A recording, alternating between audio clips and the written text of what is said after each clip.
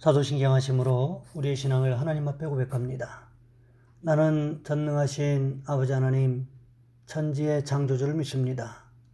나는 그의 유일하신 아들 우리 주 예수 그리스도를 믿습니다.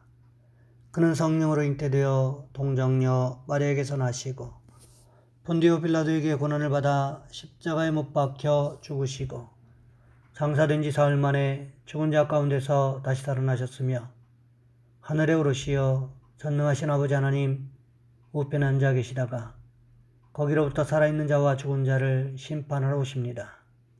나는 성령을 믿으며 거룩한 공교회와 성도의 교제와 죄를 용서받는 것과 몸의 부활과 영생을 믿습니다.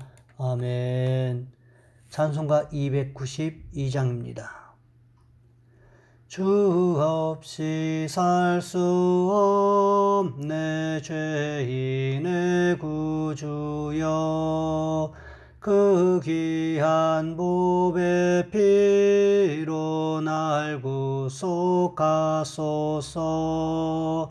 구주의 사랑으로 흘리신 보혈이 내 소망 나의 위로 내 영광 됩니다.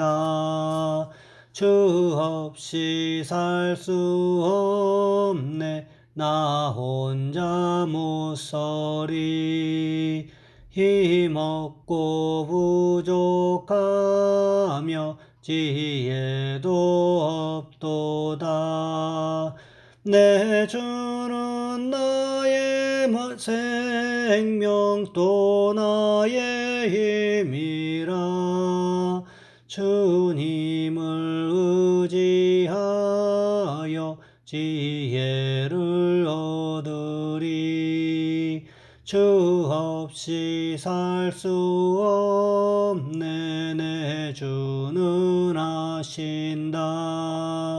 내 영의 기쁜 간구 마음의 소원을 주밖에 나의 마음 네 알아주리요. 내 마음 위로하사 평온케 하시네. 주 없이 살 수 없네 세월이 흐르고 이 깊은 고독 속에 내 생명 끝나도 사나운 풍랑일 때 날 지켜주시니 내 곁에 계신 주님 늘 힘이 됩니다. 아멘. 오늘 말씀 요한복음 11장에서 보겠습니다. 요한복음 11장 1절로 16절까지 말씀입니다. 요한복음 11장 1절로 16절까지 말씀입니다. 제가 가진 성경은 신약성경 165쪽에 있습니다. 제가 봉독해 드립니다. 어떤 병자가 있으니 이는 마리아와 그 자매 마르다의 마을 베다니에 사는 나사로라. 이 마리아는 향유를 주께 붓고 머리털로 주의 발을 닦던 자요, 병든 나사로는 그의 오라버니더라. 이에 그 누이들이 예수께 사람을 보내어 이르되 주여 보시옵소서, 사랑하시는 자가 병들었나이다 하니, 예수께서 들으시고 이르시되 이 병은 죽을 병이 아니라 하나님의 영광을 위함이요 하나님의 아들이 이로 말미암아 영광을 받으시게 하려 함이라 하시더라. 예수께서 본래 마르다와 그 동생과 나사로를 사랑하시더니 나사로가 병들었다 함을 들으시고 그 계시던 곳에 이틀을 더 유하시고 그 후에 제자들에게 이르시되 유대로 다시 가자 하시니 제자들이 말하되 랍비여, 방금도 유대인들이 돌로 치려 하였는데 또 그리로 가시려 하나이까? 예수께서 대답하시되 낮이 12시간이 아니냐. 사람이 낮에 다니면 이 세상에 빛을 봄으로 실족하지 아니하고 밤에 다니면 그 빛이 그 사람 안에 없는 줄로 없는 거로 실족하느니라. 이 말씀을 하신 후에 또 이르시되 우리 친구 나사로가 잠들었도다. 그러나 내가 깨우러 가겠노라. 제자들이 이르되 주여 잠들었으면 낫겠나이다 하더라. 예수는 그의 죽음을 가리켜 말씀하신 것이나 그들은 잠들어 쉬는 것을 가리켜 말씀하신 줄 생각하는지라. 이에 예수께서 밝히 이르시되 나사로가 죽었느니라. 내가 거기 있지 아니한 것을 너희를 위하여 기뻐하노니 이는 너희로 믿게 하려 함이라. 그러나 그에게로 가자 하시니 드두모라 하는 도마가 다른 제자들에게 말하되 우리도 주와 함께 죽으러 가자 아니라. 아멘. 오늘 본문의 말씀을 가지고 기다리신 이유라는 제목으로 함께 말씀을 살펴보겠습니다.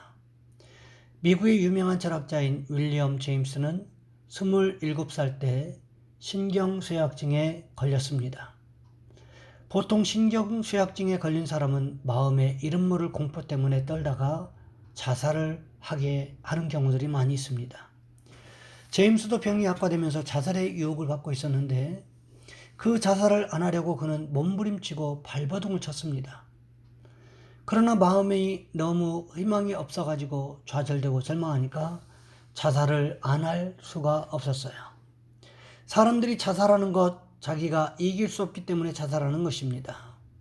그때 누가 곁에서 도와주면 자살을 안 할 수 있습니다. 그러나 제임스는 자살할 수밖에 없는 마음의 고통이 다가와서 발버둥 쳤는데 어느 날 요한복음 11장 25절의 말씀을 읽었습니다. 나는 부활이요 생명이니. 그 순간에 말할 수 없는 전율적인 감동이 마음속에 다가왔다는 거지요. 그는 죽은 자도 살리시는 예수님께서 내 병 못 고치시겠느냐. 보통 사람 보면 그냥 그렇게 읽고 지나가는데 성령이 역사하셔서 예수님이 나는 부활이요 생명이니 나를 믿는 자는 죽어도 살겠고 살아서 나를 믿는 자는 영원히 죽지 않으리니 죽은 자도 살리는 예수님께서 나의 신경쇠약에서 못 고치겠느냐. 그런 믿음이 들어와서 마음에 깊은 감동을 느끼고 하루 종일 주님이 부활하셔서 나도 살린다 나도 살린다 입으로 시인했는데 그 신경쇠약증이 신기하게도 깨끗이 사라지고 만 것입니다. 그리고 난 다음에 그는 미국을 대표하는 세계적인 철학자가 되었습니다. 누구든지 부활하신 주님을 만나면 변화되어 영혼이 잘됨 같이 범사에 잘되며 경건하고 생명을 얻되 넘치게 얻는 것과 같은 것입니다. 오늘 본문에 보시기 바랍니다. 우리가 잘 아는 것처럼 나사로의 죽음에 대해서 기록하고 있습니다. 어느 날 우리 주님께서 나사로가 병들었다는 소식을 들었습니다. 본문 3절 말씀해 보시면 이렇게 기록하고 있지요. 또 이에 그 누이들이 예수께 사람을 보내어 이르되 주여 보시옵소서 사랑하시는 자가 병들었나이다 하니. 나사로의 누이들, 그러니까 마리아와 마르다가 예수님께 사람을 보냈다는 거지요. 자기 오라버니 나사로가 병들었고 곧 죽게 되었다고 소식을 보냈다는 것입니다. 이것은 무슨 뜻일까요? 주님 오셔서 우리 오라버니를 고쳐주십시오. 이런 무언의 뜻이 담겨 있다는 것입니다. 생각해 보세요. 예수님께서 예루살렘에 들어가실 때가 되면 항상 몸에서 신세를 졌던, 심지어는 예수님께서 나사로를 끔찍히 아끼는 그런 관계였다는 거지요. 그렇다면 이런 소식을 들었을 때 일반적으로 어떻게 해야 맞습니까? 아무리 바쁜 일이 있더라도 뒤로 미루고 나사로부터 찾아가서 병을 고쳐주는 것이 인지상정 아니겠습니까? 그런데 우리 주님 마리아와 마르다가 보낸 사람들에게 어떻게 대답하고 있습니까? 오늘 보면 4절 말씀을 보시면 이렇게 기록하고 있습니다. 예수께서 들으시고 이르시되 이 병은 죽을 병이 아니라 하나님의 영광을 위함이요 하나님의 아들이 이로 말미암아 영광을 받으시게 하려 함이라 하시더라. 예수님께서 죽을 병이 아니라고 하니까 마르다와 마리아가 안심하고 집에 있었겠지요. 하루 이틀 지나면 나을 수 있겠다 이런 생각을 했을 수도 있겠다는 생각이 듭니다. 그런데 어떻습니까? 하루 이틀이 지나도 병세가 호전되기는커녕 더 심각해지고 있었습니다. 그렇게 이틀이 지났습니다. 그러자 우리 주님께서 유대로 가자고 말씀하십니다. 제자들은요, 유대로 돌아가는 것을 두려워했습니다. 왜 그렇습니까? 가는 곳마다 바리새인과 서기관들, 대제사장들과 부딪혀야만 되었고, 또 그들과 부딪히게 되면 언젠가는 돌에 맞아 죽을 수도 있겠다는 위협을 느꼈기 때문에 그렇습니다. 누가 생명의 위협을 받는 그런 곳에 다니고 싶은 생각이 있었겠습니까? 그러니 제자들이 반대하는 것은 어찌 보면 당연하다는 생각이 듭니다. 우리가 신앙생활할 때도 꽃길만 걷고 싶지 고난과 환난과 박해와 역경이 기다리고 있는 길을 가고 싶은 사람이 누가 있겠습니까? 이것은 사람이라면 누구든지 동일한 마음일 것입니다. 그러자 주님 어떻게 말씀하십니까? 오늘 보면 11절 말씀해 보시면 이렇게 기록하고 있습니다. 이 말씀을 하신 후에 또 이르시되 우리 친구 나사로가 잠들었도다. 그러나 내가 깨우러 가노라.